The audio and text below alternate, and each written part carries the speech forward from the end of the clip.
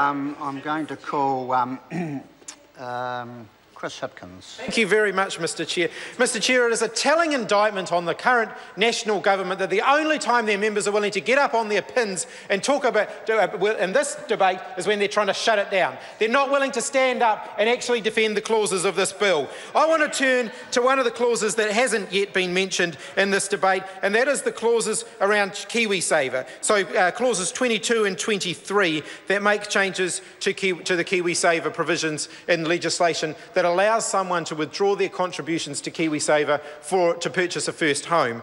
What this bill does is that it means that somebody who has been in another superannuation or retirement savings scheme and transferred to KiwiSaver will still be able to access those provisions where previously they might not have been able to. So it's potentially quite a sensible provision in terms of ensuring that people can use their retirement savings to buy their first home. But let's just think about that for a moment. That is how far we have come, where the main solution to people who can't afford to buy their first home is that they can pull out all of their retirement savings to buy a house. That's what it's come down to. They have to make a choice between whether they're saving for their retirement or able to buy a first home. That is the day-to-day, that is the actual reality that many New Zealanders are facing. And we're not talking necessarily young, well, they're young relatively speaking, but we're talking about people potentially in their 30s who might be looking at buying a first home.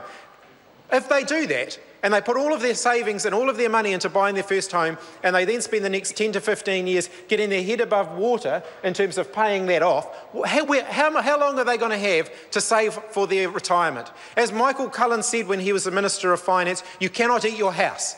And people are going to need to have savings in their retirement if they are going to live comfortably. Now, I support the provision, this particular provision in the bill. I don't necessarily support the other provisions, and I'm going to talk about the other provisions in this part in a moment. But I support this provision. But I think we do need to take a step back and say, how on earth have we got to this point where it is a choice between owning a home or saving for retirement? Because we need New Zealanders to be doing both. We need to make sure that New Zealanders are supported to do both so that they can own a home and they can be sure that they are going to have a comfortable and secure retirement. And unfortunately, the reality is many are having to choose between that. There are other factors at play here. When they're making those choices, many of the people in their late 20s, early 30s who will be in this position, maybe even in their mid-30s, will also have student loans that they are repaying. What we're doing more and more and more is loading cost onto a generation of New Zealanders who aren't going to be guaranteed the same comfort in retirement that they are seeing of the generations that have gone before them. That is going to create intergenerational pressure. And I say to all of those who are nearing the age of 65, when that pressure really starts to come home, when the retirement boom starts to happen and the next generation of New Zealanders are faced with a choice, do they increase taxes to pay for that, which they will pay, or do they make other changes? There will be a conflict.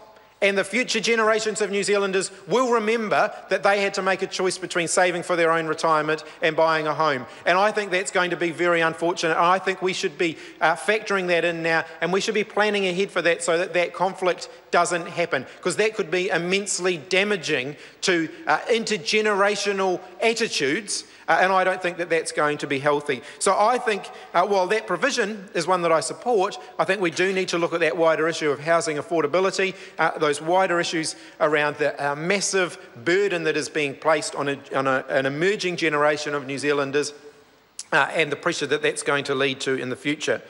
Clauses 19, 20 and 21, which have been more widely debated in this bill, make changes to the remit of the Housing Corporation. So the Housing Corporation established under the Act of 1974. Previously, the Housing Corporation were the main advisor to the government on social housing policy. That has now been transferred to another agency as part of a wider move, which has seen the policy function moving to Ministry of Business, Innovation and Employment, or whatever, I can't remember the exact order of the words in their name, and the needs assessments being transferred to work and income.